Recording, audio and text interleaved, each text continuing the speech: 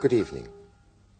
Tonight, Voices is a little different because there are only two of us, Susan Sontag and myself, John Byrger. Susan and I have quite a lot of things in common, I think. We both write essays about literature, about ideas. We both have worked for films. Susan has just come back from Rome, where she's been making a film based on one of her own short stories. I've written film scenarios. We've both, from time to time, written quite a lot about photography, about the visual photographic image. And then finally, and perhaps most important of all for tonight, we both write fiction, novels and short stories. And tonight, we are going to exchange views and experiences about this activity, somewhat mysterious really, this activity of telling stories. If I think of somebody telling a story, I see a group of people huddled together, and around them a vast space, quite frightening. Maybe they are huddled against a wall, maybe they're around a fire. And somewhere for me, in the very idea of the story, there is something to do with shelter. The shelter, perhaps, of the voyager, the traveller who has come home, who has lived to tell the story. Or the soldier who has come back, who has survived. So there is this almost physical sense of shelter, where the story represents a kind of habitation, a kind of home. But then, inside the story, there's another kind of shelter. Because what the story narrates and tells is sheltered within the story from oblivion, forgetfulness, and daily indifference. But you're talking about stories in a very remote kind of society that's quite different from ours, because surely storytelling is much more diversified in the societies that we know. Parents tell stories to children. Children ask for stories. We experience stories mediated through images, as in television and movies. We read stories in print. I think that the most archaic definition of storytelling, it does tell us something about, we imagine where storytelling comes from, but it doesn't tell us very much about what stories have become, I think, or what the challenge of storytelling is now. Yes, I agree. But I'm not certain that something of that primitive origin doesn't remain. For instance, when children hear stories, or when we were children, and they told us stories, when does it happen? In bed, in this strange no-man's land between waking and sleep. And in that telling of a story, or listening to a story, there is something reassuring. And very curious, because the more exciting, the more threatening the story, the more reassuring it is. Why? But John, don't you think that people make a distinction between a story that is true and a story that is imagined or invented? I'm always struck by the fact that there's a kind of ambiguity in the very notion of storytelling. On the one hand, we think of storytelling as a truth-telling activity. Tell me the real story. Mm. We think of stories as bringing information. We think of stories as revealing secrets. Stories, true stories that might be told after someone's death, because, for instance, the death of someone is generally an occasion for telling stories about a person's life, and maybe some truth comes out that wasn't discussed or generally shared before that person was gone. But we also think of stories as, that's only a story, or don't tell me stories, meaning don't tell me lies. And don't you think at the very center of the whole enterprise of storytelling there is the fact that storytelling is an activity that faces in two directions? On the one hand, it's connected with an idea of truth. On the other hand, it's connected with an idea of invention, imagination, lies. One is thrilled by the story precisely because it describes something that can't happen. It's connected with fantasy. I think it's also so complicated, and the model of the voyager or the returning soldier who is telling what really happened, who is bringing exotic news and telling terrible stories generally, is only one model of storytelling. Yes, yes. I don't want to insist too much upon that. And probably those stories were very embroidered. Yes, the story exists somewhere between fiction and truth. I agree. If I think now, straight away, of my own personal experience in telling stories or writing stories, I think they begin off, for me, and they have to begin off, as truth. For instance, I won't tell you the whole story, but Yes. a little one. A man I knew in the village where I live, a shepherd with about 100 sheep. And he fell in love. Fell in love with a woman, married, not from the village, from the town. A long love affair, well, for a couple of years, very passionate, probably with the complicity of the husband. And the woman, well, he gave her many things. Half of what he had, at least, including a house. And then she turned him out. And he decided to die. He didn't kill himself. He went on a kind of hunger strike. And then he died. When I think of him now, I can see his face, his very large hands, his eyes. That was truth. Then I tried to write that story. And then you started inventing.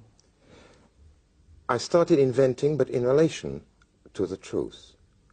But, if it worked, I don't know, this story will be read as fiction. And it will be read as fiction about a story of more or less unrequited love. And why will it be fiction? Because it will exist both everywhere and nowhere. And it is that displacement of place and time which makes something fiction, it seems to me. But why would it be read as taking place everywhere and nowhere? Don't you situate it in the village where you live? For me, it's situated in the village. But as soon as one reads a story, when we read other people's stories, we have an idea of that place, but it becomes part of our experience and therefore is displaced from where it really took place. I mean, it seems to me that fiction is something which exists, which goes beyond its immediate time or its immediate place. And it's exactly that which makes it fiction, or what we call fiction. I don't have that experience, I think. Well, of course it's true that I'm not where the story is taking place, but if you're talking about some kind of traditional storytelling which is grounded in a particular place, if I read a story of Tolstoy, Yes. I think I'm in 19th century or early 20th century Russia. I don't think it's taking place everywhere. But it applies to you and your experience of life. Not necessarily. No, it might instruct my experience rather than apply to it. I mean, I'm not looking to see myself projected in stories any more than I'm trying to express myself when I write stories. No, I don't think stories are necessarily universal because they're read by very different kinds of people. Some stories, because the most powerful form of storytelling is very compact, and if it's very compact, it's likely to be very economical in its details, and therefore this economy can be experienced by us with our modern ways of looking at things as something abstract, and in that sense it may take on a certain universality. But I think it is the particularity of storytelling and the fact that we now have available to us stories from every part of the world that fascinates us. And I don't ask that the story address my experience. I ask that my experience, so to speak, make it possible for me to understand the story. Yes. I'm not looking for myself in the story. I think I have maybe another way of looking at it from you, because I really start not from the oral tradition, but from the literary tradition. If I think of storytelling, let's say the parent to the child now usually in our society is reading a story rather than telling a story.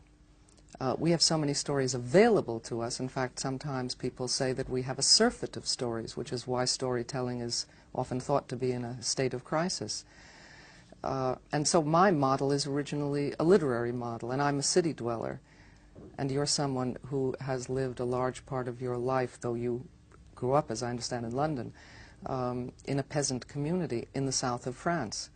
And therefore you feel closer by choice, because you've chosen to live there, to another, what many people would think of as an older form of storytelling, which is oral. And you have the stories of these people's lives whom you come to know, and you want to tell their stories to other people, because there's, I think, an ethical assumption behind your work that there are stories which have not been told, certain kinds of people and certain kinds of experience which have not found voice, and you want to give voice to, or experiences which are neglected, or regenerate or revive certain forms of storytelling which are neglected now in favor of perhaps more sophisticated, city-oriented, print-oriented kind of storytelling. I mean, isn't that what you're saying? When you told this fascinating story about the shepherd and his unrequited love and his kind of suicide, the reason you wanted to tell the story is that you were moved by him, and he was a kind of person that perhaps you don't find in our literature as much anymore, although obviously there are. I mean, one only has to go back to Hardy, if not to other examples, to find stories of that kind, but perhaps they're not told today as often. And so don't you feel that some stories should be told rather than other stories? Isn't that behind your attitude towards storytelling? I think it's less, perhaps it's less sociological than that. It doesn't really concern me whether that kind of story exists in literature or not. If I'm very, very honest, I mean, it is because that life was lived, I see a kind of meaning in it, and I would like to retain it, so that it is not lost, not forgotten. I mean, whether we're telling stories in a city context or in a village, probably you'll agree that, in fact, stories begin at their end. I mean, in life. I mean, the story of Romeo and Juliet, in a sense, begins at their death. That is when the story is given form. The end is not always death, but it quite frequently is. That's a point I think that's worth talking about, why death seems the natural end of a story, and in the most traditional form of storytelling I think that it is. Is it because a death is the natural end of a life, and what stories are about are lives? You see, I think they're about much more than that, and but that is certainly one model of storytelling, to tell the story of a life, to give the value of a life in the form of a story which has its natural end as a death. But if I think, for instance, of the first stories that I remember reading, which really marked me as a person, and undoubtedly as a writer, too, were the stories of Edgar Allan Poe. And those are not stories of a life, but they are real stories, absolutely unforgettable stories. They are stories generally of a disaster, which may or may not end in death. It often does, but they are terrifying stories. They are fabulous stories, and on the whole, they are invented stories. And the storyteller is the person who invents. We have examples of that now in writers like Calvino and Borges, who certainly think of themselves as storytellers, but they're not telling stories of lives. They're telling stories of dilemmas, let's say, which often are catastrophes. What about that kind of storytelling, as opposed to rendering a life?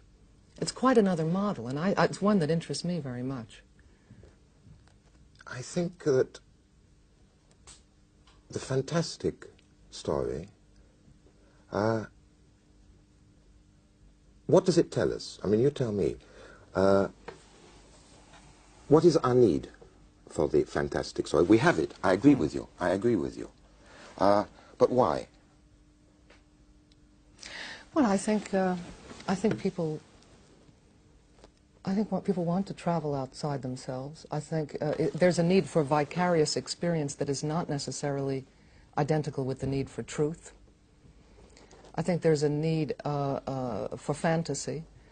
I think there is a longing to see taboos broken, violated. There is well, the imagination runs riot. And I think that kind of storytelling is very important. I must say it does appeal more to me. I always feel when I'm writing stories that, well, I'm inventing, and I might use something from my own life or the life of someone I know, but I feel as if I'm lending that to something that is basically invented and that therefore basically fantastic. And I think of fiction, but again, I'm just speaking for myself and thinking of examples of fiction that I like very much. I think of fiction as a kind of speculativeness, a kind of fantasy. I'm interested in moral fantasies, moral science fiction even. And this could have the form of some kind of history or actually be placed in the past as well as in the future or in the present. If we take the experience of writing a story or of listening to one, the story, it seems to me every story has its own subjectivity. And I emphasize that because I think this subjectivity is an area where what you call the truthful and the fantastic actually coexist, because it is a subjectivity. Do you mean a voice? Well, a voice in a minute, Susan. We must talk about that. But no, I mean a kind of subjectivity. Now, and it seems to me this subjectivity is a kind of amalgam of three elements or three people. The storyteller or the writer, the protagonists of the story and their subjectivity, and then lastly, the subjectivity of the listener. And the story, there is already a kind of cooperation between these three, which actually makes the subjectivity of that story. It's very strange to me what you're saying, because I can't feel the subjectivity of the listener or the reader. To me, that is, of course, I think if I write a story, it will be read. I wouldn't write if I didn't think that I could be read. But I can't imagine how that could actually be part of the story. When you were a child, remember listening to stories? And who were you? You were yourself, you were the person telling you the story, and you were the characters, all mixed together in a rather reassuring way. Maybe that's because I think the difference between hearing stories and reading them is greater than you do. We have to stop now, and we'll be back in a moment.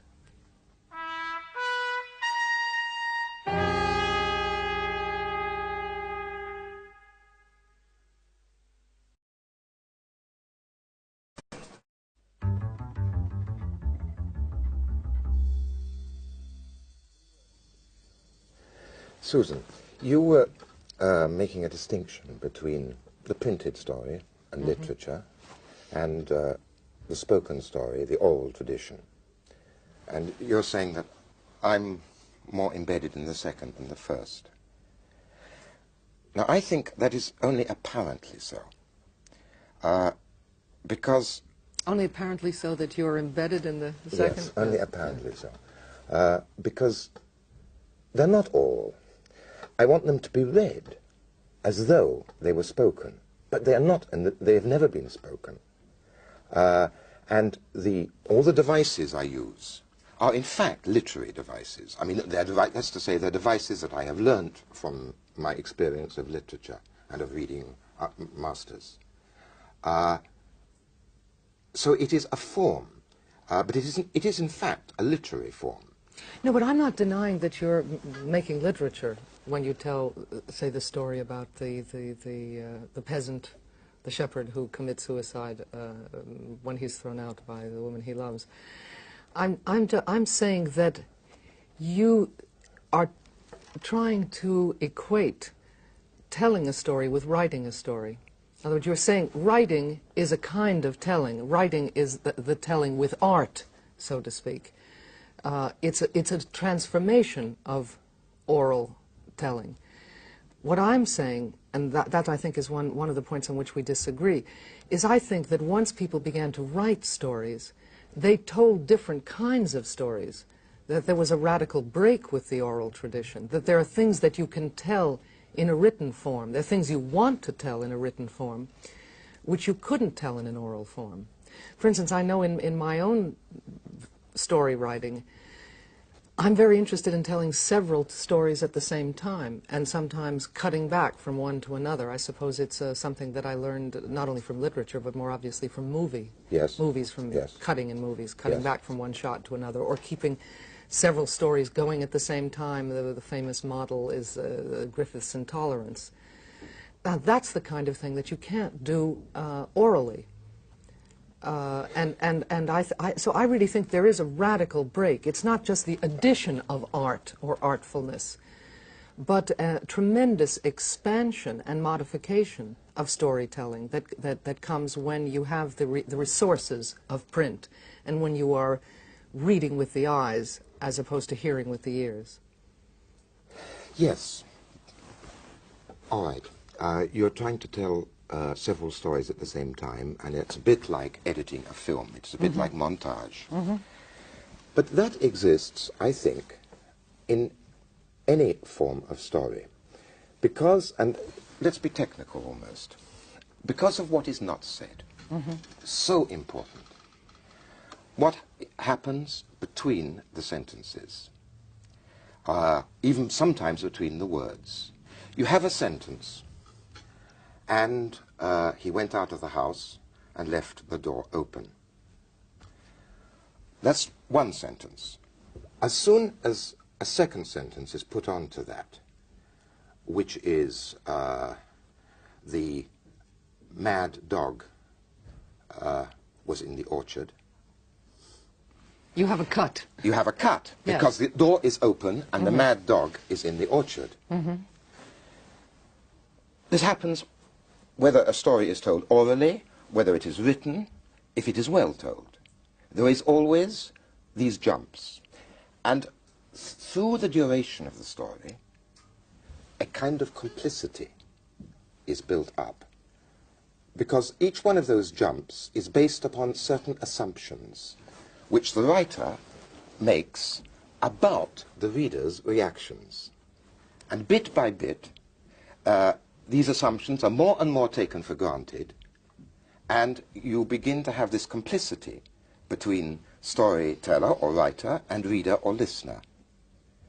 But isn't it just that you can't say everything? I mean, if you would tell the story of a day, not even a day, an hour in anyone's life, you could write 1,000 pages. So and in storytelling, as in every other form of art, there's a process of selection.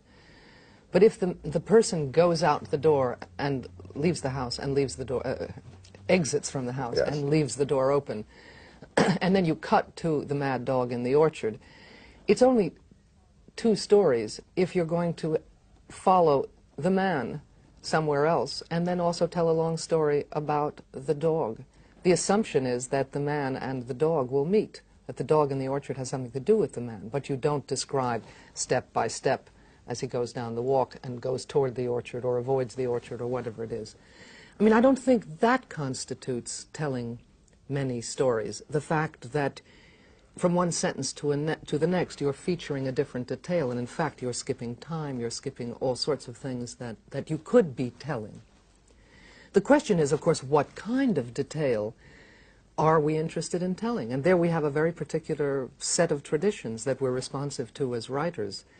For instance, since Flaubert, we have been very interested as writers and as readers and very moved by a sort of off-center detail, an unexpected detail. Flaubert in Madame Bovary describing Charles looking at the back of Emma's neck, for instance, or the way the angle of her elbow as she poured a pitcher of milk. We look for the angular or the eccentric detail as illustrating what? As illustrating the story, or as having, in fact, I think, some kind of autonomy, some sort of independent sensual effect, which is what we're looking for in storytelling. That's a particular literary tradition. I mean, if you read Defoe, if you read Moll Flanders, for instance, you're not going to get that kind of detail that you get many literary generations later in someone like Flaubert. In the choosing, in the selecting, one chooses what one judges to be essential. Because, I mean, I go back to my beginning.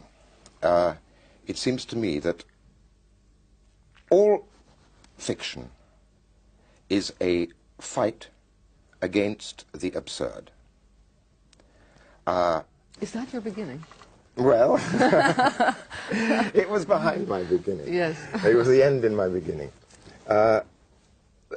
Because in a dream, for example, dreams can be terrifying, nightmares.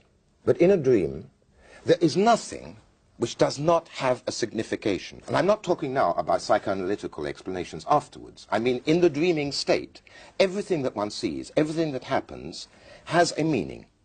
There is nothing which is meaningless. Mm-hmm. Because that is the way our minds are structured. And it seems to me it is the same in fiction. If it works, if it is really viable. Everything that is included has a meaning. Not necessarily an explicit one, but an implicit one. Yes, I don't agree with that. I mean, I think that what happens in dreaming, as in anything else, is that once you have the narration, or once you have the event, then you can always assign meaning to it, and you want to assign meaning to it. But I don't think the meaning resides in the details. I don't think that every event in a dream has meaning. I think you can impute meaning to it. You can assign meaning to it. No, you experience it as meaning in the dream. I'm not talking about the interpretation of the dream afterwards. Oh, I don't think you experience anything. Well, here we have a real disagreement, because I think that the dream, and I'm surprised I'm taking this position, I would think you would take it. I think, in fact, that the dream is the telling of the dream. I don't think the dream exists, or as soon as it exists, it doesn't exist. But what does exist is the already highly selective account that you make of the dream to yourself, writing it out, or to someone else, saying, I had this incredible dream last night. And then as you begin to talk about it, you say, well, actually, that old woman reminded me of my aunt, and actually the chair in that room was a chair in the dormitory in the school that I went to when I was 9 years old, and you begin to find associations. And I think that makes the kind of meaning that we, that's a very simple level of meaning, that we assign to dreams. And even in stories, I don't know that I would say that every detail has to be essential. I would say that every detail has to be powerful. Every detail has to be thrilling. And then after the fact, because a story should have some quality of inevitability or necessity. And perhaps it's that we then say gives it some essential quality. No, I mean, I think we differ, because for me, a story is always a rescuing operation. which is another way of saying a shelter. Well, of the absurd? Against the absurd, against that endless, terrifying space in which we live. I mean, let's go back for a moment. I don't understand that. Why does it rescue us from the absurd? Why? Because it is preserved. Because that experience, which the story relates, and it doesn't matter whether it is invented or based on fact. I mean, that is always a false question. And it is always an extraordinary mixture of one of the other with the other. You know, I mean, what do you invent? What is real? It's not interesting, I'm sure. But it is something, in actual fact, which somewhere, somehow, has been lived. In being related, and the word is interesting, related, or if you like, narrated, but let's say related. In being related, it is given meaning. It is given meaning partly because everything in it is related, one thing to another. It becomes coherent. It is given form. And the meaning, of course, because otherwise the story merely becomes extremely didactic. It isn't that it imposes a meaning upon the story. But the story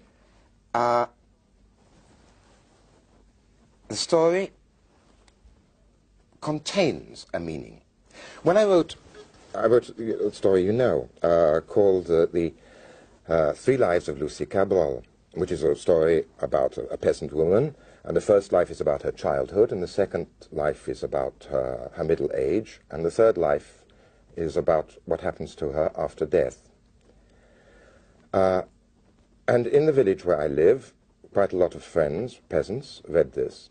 And not only once, but twice or 3 times, they made the same remark to me.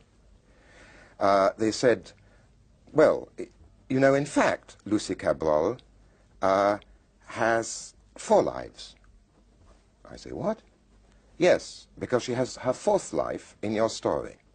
Well, now it wasn't a literary compliment, that. That's the important thing. Now I know why you think of audience in a way that I don't. If you were actually reading your stories to people who know the characters on whom they're based, of course, you have an experience which is extremely rare for a contemporary writer. When I write a story, I'm sure that, well, I don't have a privileged first audience in the sense that I'm not part of a small community in the way that you are. And I'm not telling a story that people will immediately recognize as part of their experience. I mean, in a way, you're more like, oh, let's say a Soviet writer who will telling stories about the Gulag and know that a part of his audience will be people who have been in those camps and will be judging his story by the criteria of their own experience. It was really like that, and at last this person is really telling the world how it was for us. I think that's, I mean, it's very admirable and very moving, but it is still only one kind of storytelling.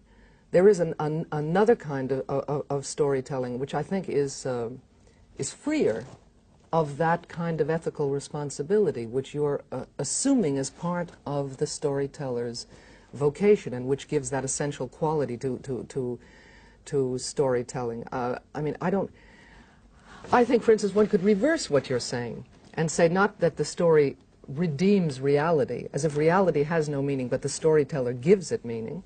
But you could say simply that, or not simply, that the storyteller enlarges the field of our imagination and introduces us to the absurd, because on the contrary, it's not that we live in terror of the absurd, but rather we live... No, I don't think most people do. I think rather we live with our imagination very quiet, very still, at least after a certain age, and with all kinds of terrible conformities which make life much more... But why terrible? Because they suggest the absurd. No, because they deprive us or cut us off from the life of the mind and the life of the imagination. And that perhaps one of the functions of storytelling, I would say, is to introduce a sense of the fantastic, which might include the absurd, rather than to redeem reality from its absurd or meaningless aspect. I don't think that stories necessarily have meaning. In fact, I don't even know what that means. I don't know. I'll tell you the last 3 works of fiction which I read, which it's completely arbitrary. And none of these books are modern. The last 3 books of fiction I read were Villette by Charlotte Bronte, Berger's Daughter, rather, I'm mixing it up with your name, John, Berger's Daughter by Nadine Gordimer, and Flush by Virginia Woolf.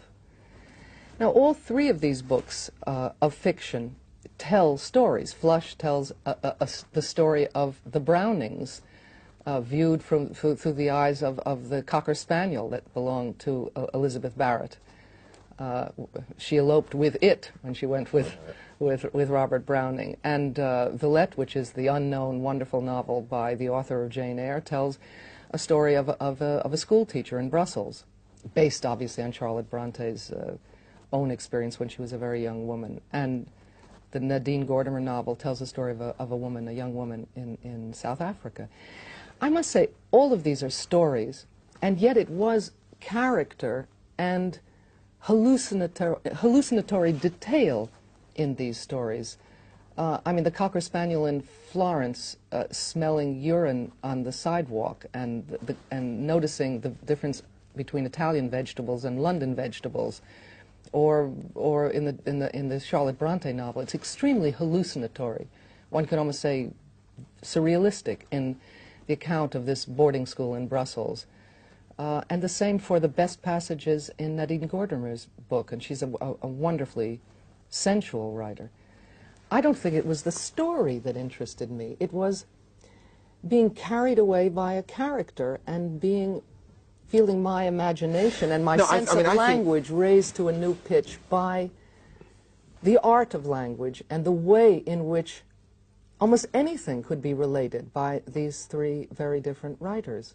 That, in fact, all 3 of them told the story of a life was almost secondary, and I don't know what the meaning is except to establish the rights of intensity. I think of that as the quality of fiction and storytelling, restoring the claims of intensity of feeling.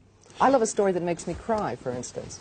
And I don't mean that it has to do with some meaning that I could sum up. It seems to me, I mean, yes, I think here we really differ. There is no intensity in a story which actually matches the intensity of what is lived. And I think we have 2 different views, because you, in a way, you say you want to be carried away by the story. I'm saying I want the story to stop things being carried away into oblivion and into indifference. And you're right. I mean, the fact that I live in a village is very important. For lots of reasons. We were talking earlier about death. Death as often being the end of the story, which is actually where the story begins. That's to say, it's where one begins writing it or telling it. Somebody dies. Now, it is not just a question of tact that one then says, well, perhaps it is possible to tell that story. It's not only that. That's a relatively superficial thing. It's because after that death, the life is finished. One can read that life. The life becomes readable. Well, a person who dies at 37 is not the same as a person who dies at 77. No, but it can be somebody who dies at 90. The life becomes readable to the storyteller or to the writer. And then she or he can begin to write that. Well, that would make marriage, which is also another traditional, not contemporary ending for stories, equivalent to death. That is, if one sees life as only having a meaning in your sense because it leads up to something, then that could be that it leads up to its end, or it leads up to at least its transformation, let's say, in the traditional way that marriage was viewed as a transformation. Yes. I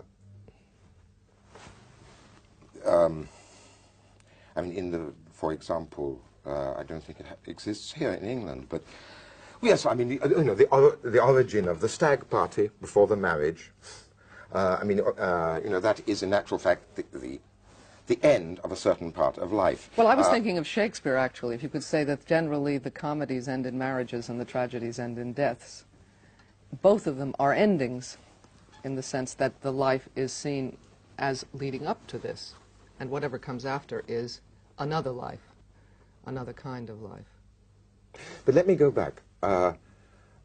It seems to me that a life becomes readable and therefore recountable when it has come to an end, which puts the writer or the storyteller into a strange category. I mean, he's a kind of secretary of death.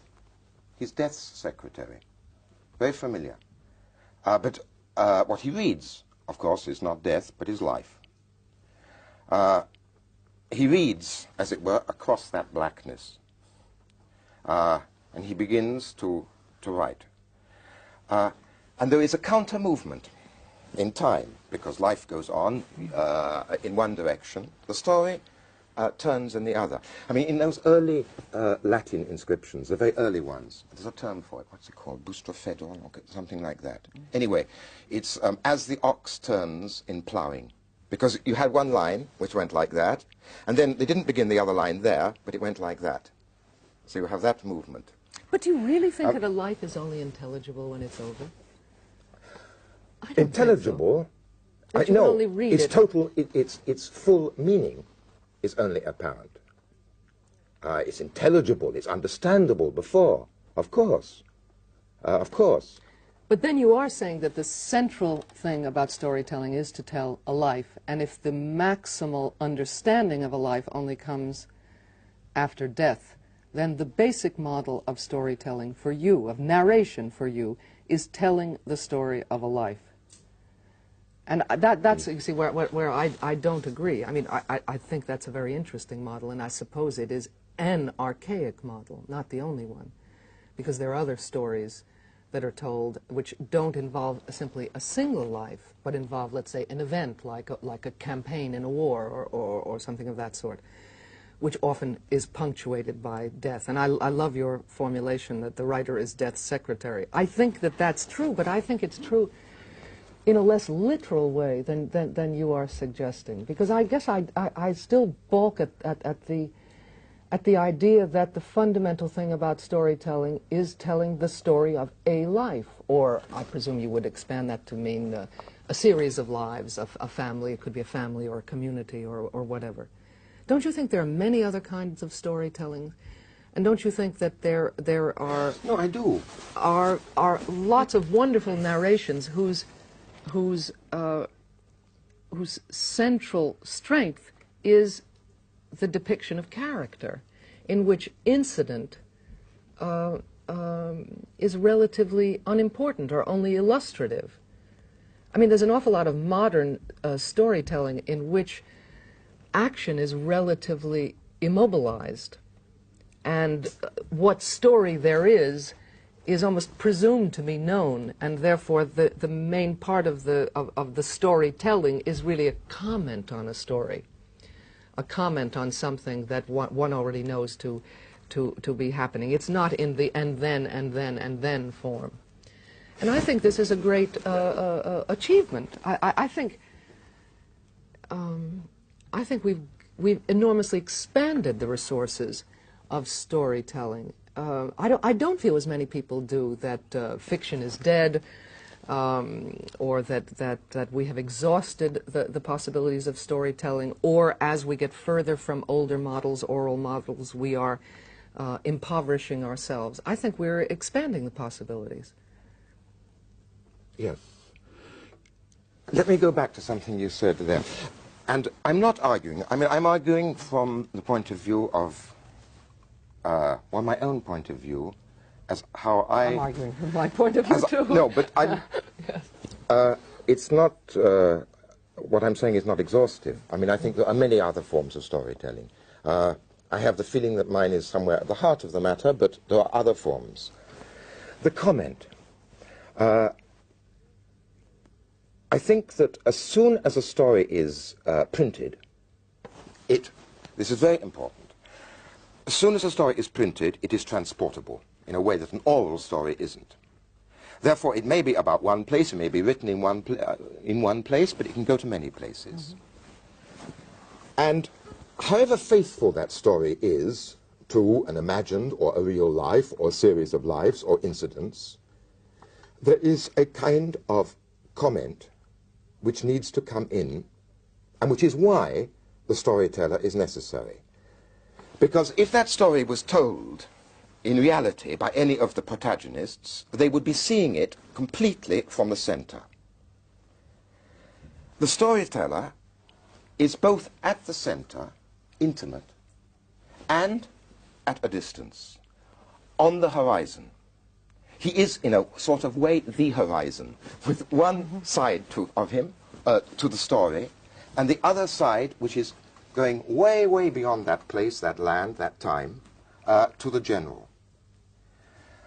Maybe the only little contribution that the storyteller makes is to place stories in that context where, and that is terribly true now in this 20th century, where everybody lives in the whole world, across the whole planet. Hearing stories from everywhere. Yes. So that what happens is that that story, which may be some tiny little affair in some tiny village or some back street of a city, is somehow placed in the modern world. How? Not by crude statements of comparison or historical argument or political argument. It's a very, very, very subtle process. How somehow you have to give the feeling that what is being narrated there coexists in the world where China exists and the Pacific Ocean, and there are men who have been to the moon. But I see a bigger and bigger difference between us, because you see the world as full of stories, and then you see these special people who constitute themselves as storytellers, and who now generally don't use the word. They say they're writers. And they tell these stories. They are the bearer of stories. They are the transmitters or emitters of stories. Vehicles. The vehicles, the secretaries, if you will, the secretary of stories, the secretaries of death. I don't see that the world is full of stories in that sense. I mean, I think the story starts with the writer. I don't think that there is a story and then the writer claims it and transforms it and puts his or her voice into it and adds this subjectivity. I think the writer is, to begin with, the originator of stories, and there are no stories outside of literature. We must stop there for a moment, and we'll go on.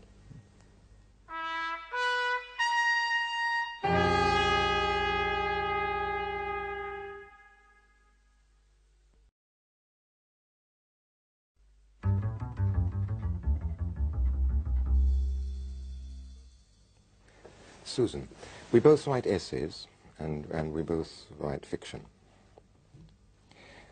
For me, in fact, the two activities are not very different. How? Well, first of all, I'm not very verbal. Really, I have no facility with words. I don't believe that. No, it's true. It's true. And the struggle for me to write anything, essay or fiction, is always that there is a kind of model of something that I've seen or something that I've perceived in some way or another. It may be in a life, it may be in a film, or it may be in a painting or a work of literature, somebody else's. Something which I feel which is almost by definition unsayable, which exists there, or a bit like a melody of music, a bit like a pattern of colors, sometimes a bit like a geometric form. And the struggle is always to try to recreate that in words.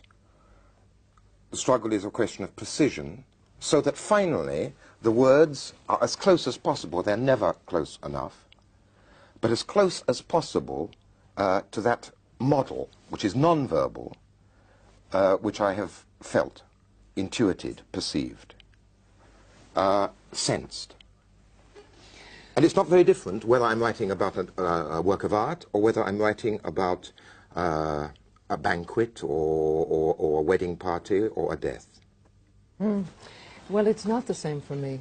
When I write essays and when I write stories, it seems to me an entirely different activity. In fact, I really have the impression that I have to sort of take my head off and put another head on in order to do this. I mean, what they have in common is the struggle, of course. Writing is a very painful activity, and it's very difficult. There are more painful ones. I'm sure, but there are less painful ones too.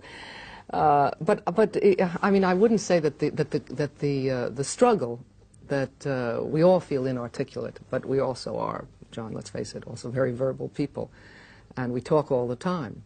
We don't talk as well as we write, of course, but that's by definition, I think, what writing is about, to be better than talk. It's a replay. Well, you get to rewrite. You don't get to Yes. re-talk. You get to, Yes. but you do get to rewrite. But I do think of them as very different activities because I guess I don't have this model of truth-telling or of chronicling, which seems to underlie everything that you said about writing fiction or about storytelling. How does the story begin for you? Well, let me just go back one step further. I mean, I think that when I write an essay, I am certainly, the motive for an essay is certainly something that I perceive or think about, or it's a set of problems which generates another set of problems and another and another and another, and then I find a pretext to talk about these problems in a particular work of art or situation or idea or whatever.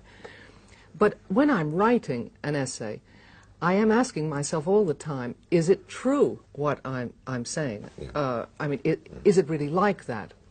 And that is the same question as, can I say it better? But the question of how I can say it better, in a more complex or subtle or eloquent way, that question is identical with, or goes side by side with the question of whether what I'm saying is actually true, whether Yes, it makes sense, Yep, whether yes. whether it is even, in some cases, whether it's helpful to people. So, for instance, the question of intelligibility is very important to me when I'm writing an essay. But above all, the question of truth. I mean, to write an essay is to feel immediately responsible to something that, well, one calls for, And when you lack write of a better fiction, name, it's truth. not... No, it's not. No, I think when I'm writing fiction, well, there's always a sense of responsibility, because I think both you and I are the kind of people who feel and take on responsibilities with great avidity. But it isn't to some idea of the truth, except in a very ultimate and almost tautological sense.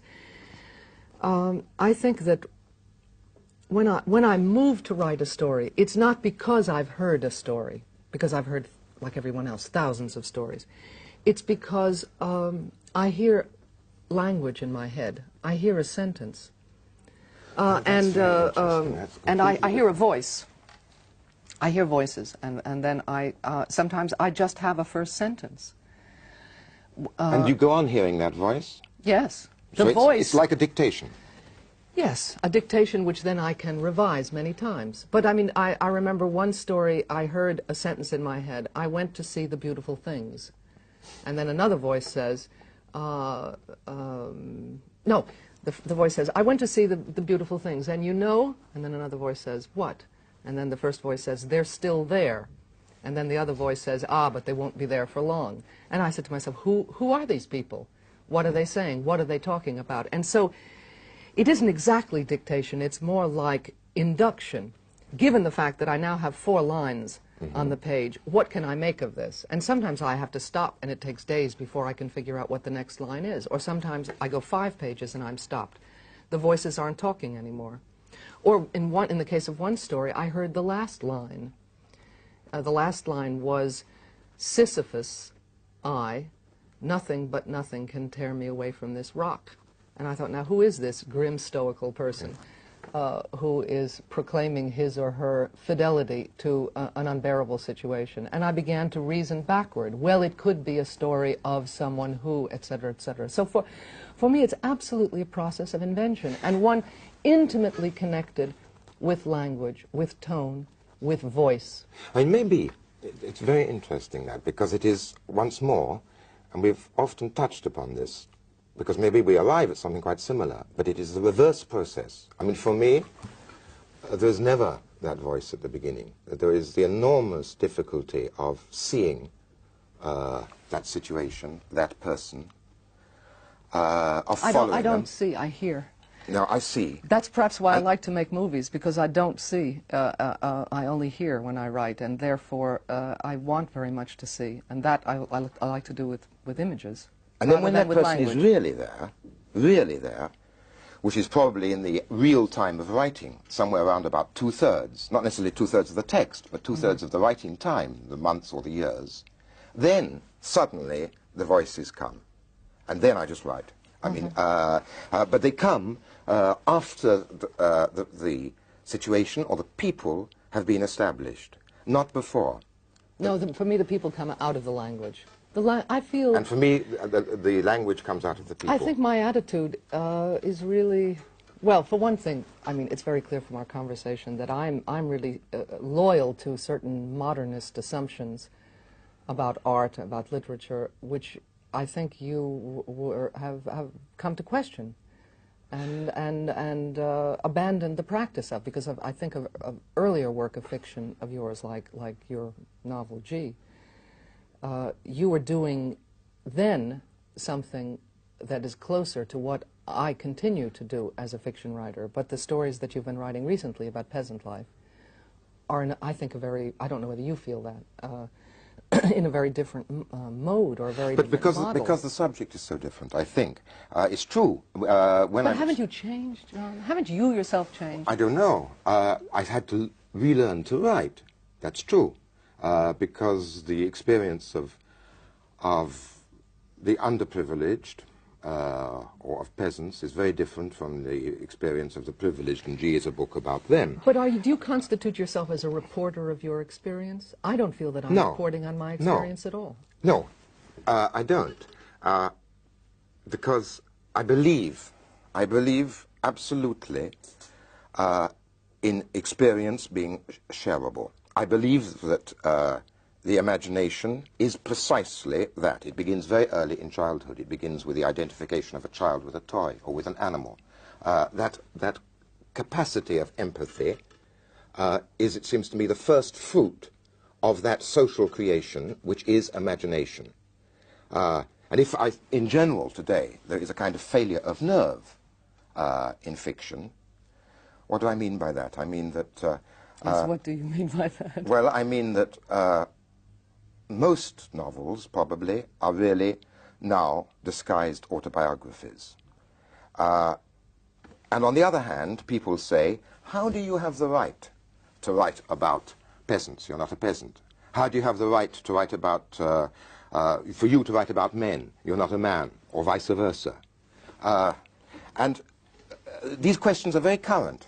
And the crisis of nerve, the failure of nerve, is that it is not possible to write about what one has not lived, or what one has not seen. But I don't believe that. You think that's why there's so many novels about professors? Because yes, professors of course. Or about yes. writers? Yes, obviously. And finally... don't you think this also has to do with the competition of other modes of storytelling? Because we've gone from the broadest sense of storytelling, the oral storytelling, to the specifically literary model. But after all, we have storytelling through movies. Yes, but there's always a story behind them. I mean, the story has to be written first, not necessarily in book form. No, but I'm not saying that. I'm saying, don't you think that a lot of the so-called crisis of storytelling, which I think, and here I think you're thinking specifically of a crisis or a sense of incertitude or a limitation of ambitions, let's say, among most fiction writers. We're talking about the writers of so-called novels and stories, but a movie director, who is often, at least in Europe, the same person as the author of the script, doesn't think that he or she can not make a movie about some milieu or environment which he or she doesn't share. Movies are about lots of different things. Yes. Are about more different things, perhaps, than, I'm talking about serious movies or movies we admire or we like, than fiction is. Why should the fiction writers be demoralized? Why should they feel these sorts of scruples, that you're suggesting. I think it's partly because they feel the competition and the success of other modes of storytelling, which have a larger audience. The fact is that written fiction has proportionally a smaller audience. And I think something different. I mean, I think that the novelist is somebody who says, come, and I'm going to show you what is happening inside that private house, that private heart. And it is finally the novel, which is a very small period of the millennia of storytelling, is about the private and the privileged. Which, I mean, there's no reason that when I say that it's not that I'm denigrating novels, but I think that is at the heart of its form. And actually, what happens there is no longer very important in the world. Oh, I couldn't disagree with you more. I mean, first of all, we have all the tradition of 19th century novel writing. It was important then, very important. But I think it's important now. I mean, I don't think Zola or Balzac or Dickens are saying, come, I will show you the private as opposed to the public. I think it's precisely that they thought that the private and the public were interrelated in a sense that we don't anymore. I think they still are. Why should they? I mean, human nature hasn't changed. No, but the capacity of choices has changed. Novels are about choices. Stories are often about being up against it, where there's almost no choice except how do you react to that? With courage, with cunning, with caution, those sort of choices. But those big choices in which, and their consequences, which is the theme of so much in novels, those choices are no longer open to most people. I don't believe that. I never thought I would come out as a great defender of the modern age, but I don't believe that people have fewer choices now. I think in many senses they have much larger choices. One could say that their sense of choice has been devalued precisely by being so expanded, as perhaps our sense of art has been devalued by the very multiplicity of art products that we're surrounded with through various means of reproduction and dissemination and diffusion of art.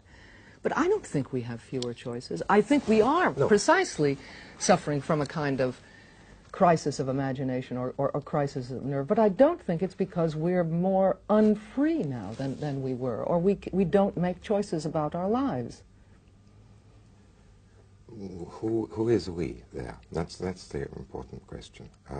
Yes, we are more free. But well, I think more people are free, I think. The vast majority of people, of course, are not free in the sense that we in this part of the world are free. But I think more people are free. John, we're going to go on talking about this for many years, I'm sure. But now, alas, we have to stop. Good night.